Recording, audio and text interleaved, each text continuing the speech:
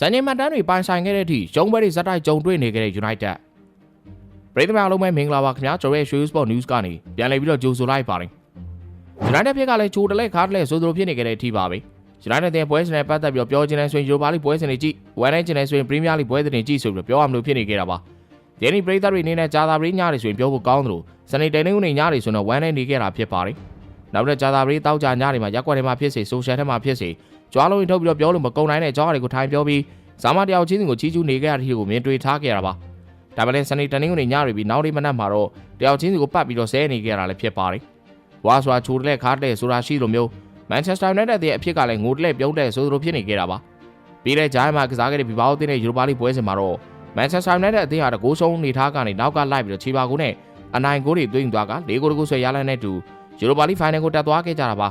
ဒါမှလည်းပြီးခဲ့တဲ့ညကကစားခဲ့တဲ့ Hamari နဲ့ပွဲစဉ်မှာတော့ Manchester United အသင်းဟာလူစုံတက်ဆုံကစားပြီးတော့2ဂိုးပြနဲ့တူအရှုံးပေးခဲ့တာဖြစ်ပါတယ်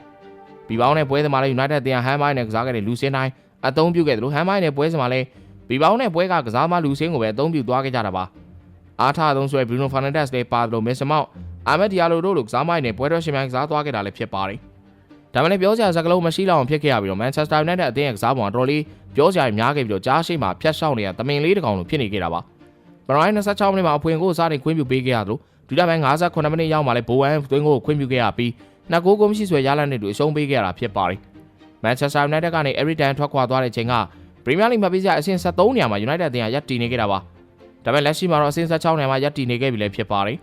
United အသင်းက West Ham ကို Old Trafford မှာ2ဂိုးပြနဲ့ရှုံးနေခဲ့တာကြောင့်ဒီဟာဒီ Premier League 18ပွဲမြောက်ရှုံးပွဲနဲ့ရင်ဆိုင်ခဲ့ရပြီးတော့52နှစ်အတွင်းပထမဆုံးအကြိမ်မြေမှတ်ပေးပြိုင်ပွဲတရားစီတွင်18ပွဲထိရှုံးခဲ့တာဖြစ်တယ်လို့1992နောက်ပိုင်း Premier League မှာ9ပွဲစတိုင်း9ပွဲပြောက်ခဲ့တာဖြစ်ပါတယ် United အသင်းက Europa League ပြိုင်ပွဲမှာဘလူးဝဲအဆင့်တက်ရောက်ထားခဲ့မယ် Premier League မှာတော့စိတ်ပြတ်စရာကောင်းတော့ရလန်းနဲ့ခြေစွမ်းပိုင်းတွေစိုးရနေခဲ့ပြီးရမှတ်39မှတ်သာပိုင်ဆိုင်ထားခဲ့တာဖြစ်ပါတယ် West Ham နဲ့ပွဲပြီးသတင်းစာရှင်းလင်းပွဲမှာ Emery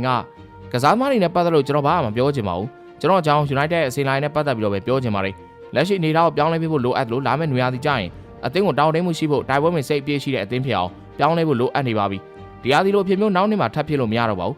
ကျွန်တော်တို့တရားပြိုင်ပွဲတွေလေးစားကြောင်းရတဲ့အနေထားမှာမရှိတော့ပါဘူးဒီအတွက်ကစားသမားတွေမှာတောင်းဝန်မရှိပဲကျွန်တော်မှာတောင်းဝန်ရှိပါတယ်လက်ရှိအခြေအနေကိုအများဆုံးမပြင်ဆင်နိုင်တခြားနည်းပြတူးစီကျွန်တော်တောင်းဝန်တွေလွှဲပြောင်းပေးသွားမှာပါဆိုပြီးပြောကြားသွားပါတယ်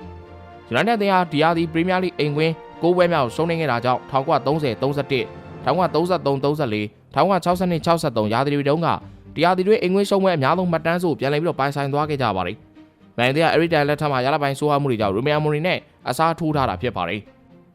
ဟုတ်ကဲ့ပါဒီဗီဒီယိုလေးကဒီလောက်ပါပဲခင်ဗျာ။နောက်ဗီဒီယိုဒီမှာလည်းအားကစားနဲ့ပတ်သက်တဲ့သတင်းကြောင်းတွေကိုတင်ဆက်ပေးသွားမှာဖြစ်လို့လောက်ချီကြဖို့လည်းဖိတ်ခေါ်ပါရစေ။ကျွန်တော်ရဲ့ page လေးကို like and follow မနေရသေးဘူးဆိုရင်နှိပ်သွားကြဖို့လည်းတောင်းဆိုပါရစေခင်ဗျာ။စုံလီကြည့်ပြတဲ့အတွက်လည်းအားလုံးကိုကျေးဇူးတင်ပါတယ်။